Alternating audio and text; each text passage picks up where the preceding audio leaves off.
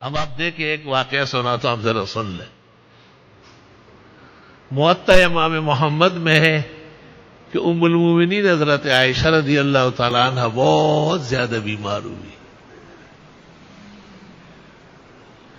تو یہاں سن سے جا رجل من السن، سن سے کوئی آدمی آیا، اس نے مدینہ منورہ میں لوگوں سے پوچھا کہ ہر شخص غمزدہ ہے اور جس کو دیکھتا ہوں اس کے چہرے پر آنسو ہے، کیا معاملہ ہے؟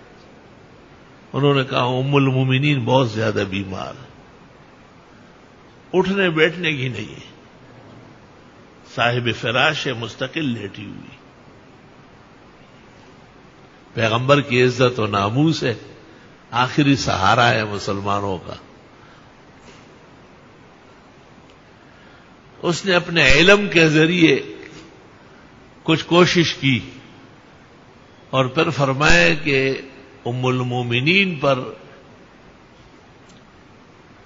کسی عورت نے سحر کیا ہے اور ام المومنین کے اعضاء بندھے ہوئے ہیں، توبہ۔ اور اس وقت وہ عورت کسی بچے کا پیشاب صاف کر رہی ہے اور کہا کہ یہ اطلاع اندر بھیجو فوری طور پر جو میں نے کہا ہے۔ ام المومنین کی خدمت میں یہ اطلاع اندر گئی، اس نے کہا میری کنیز کو بلاؤ، تو واپس ہی اطلاع آئی کہ ایک بچے نے اس کی گود میں پیشاب کیا ہے، وہ دھو رہی۔ المومنین بھی حیران ہو گئی، سندھی ماڑو کا علم تو پکا ہے، اور اس نے کہا پریشان ہونے کی کوئی ضرورت نہیں ہے، ایسے 2 یا 3 کنویں دیکھ لو جو قریب قریب ہو اور تینوں کا پانی چل رہا ہو۔ عبد الرحمن ابن عوف نے کہا کہ قباء کے پیچھے پہاڑ کے نیچے 3 کنویں ہیں اور برابر پانی نکل رہا ہے، میں ابھی چل رہا ہوں۔ اور گھوڑے پر سواروں کے صحابہ تشریف لے گئے، وہاں سے پانی لے آئے اور کہا کہ ام المومنین اس پانی کو ملا کے اس سے نہا لیں۔ ام المومنین نے جب گھر میں اس پانی سے نہایا اور نہانے سے فارغ ہو گئی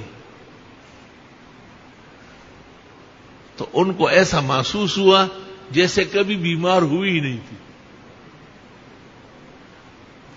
یہی وجہ ہے کہ سحر و آسیب میں، سفلی اور ٹوٹکے میں، طہارت خانے میں بڑی پریشانی پیش آتی، اور اس قسم کے لوگوں کو نہانا بہت دشوار ہوتا ہے، کپڑے بدلنا ہو، یہ تمام مسائل میں بہت زیادہ گرانی محسوس کرتے ہیں۔ فَإِلَى اللَّهِ الْمُشْتَكَىٰ فَاللَّهُ خَيْرٌ حَافِظًا وَأَرْحَمُ الرَّاحِمِينَ۔ یا شافی، یا کافی، یا عافی، یا معافی، اللہم اشفنی بشفائک۔